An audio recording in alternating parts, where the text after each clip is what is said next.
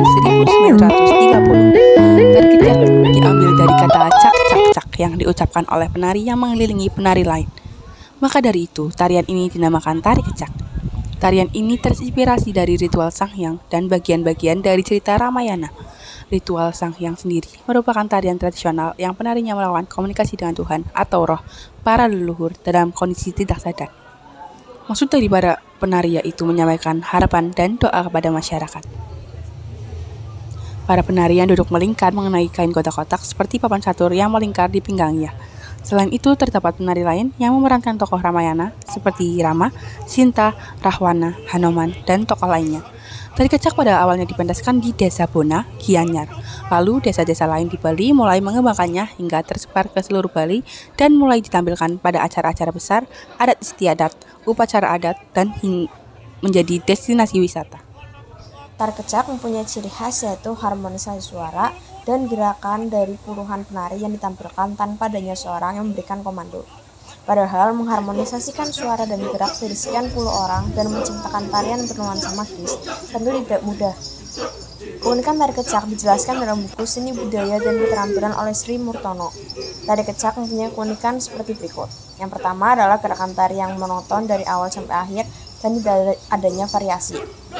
Kedua, gerakan dilakukan dengan posisi duduk, melingkar, dan tangan digoyangkan di atas kepala. Ketiga, busana yang sederhana, berupa kain sebagai celana pendek dan penutup kepala. Penari dan menggunakan baju atasan. Yang keempat adalah gerakan tangan di atas adalah lambang lidah api yang menyala.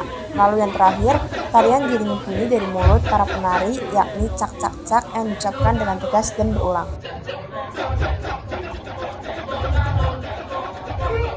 Tari kecak juga menggunakan sebuah properti yang menunjang.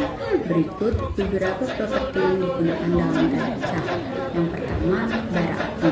Bara api digunakan oleh penari untuk diinjak dengan kaki telanjang. Meski begitu, penari tidak akan merasa sakit atau terluka karena dipercaya menggunakan bantuan mistis.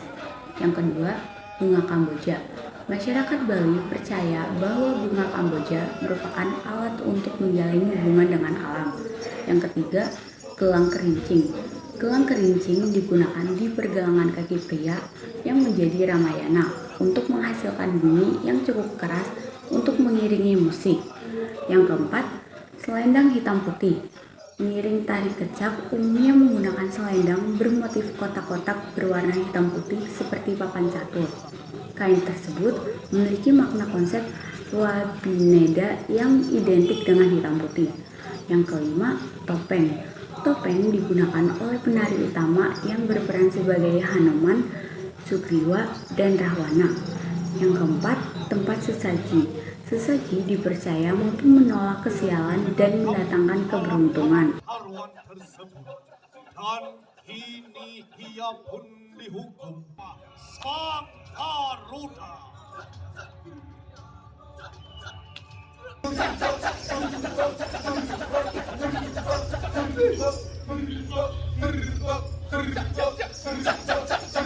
Di sisi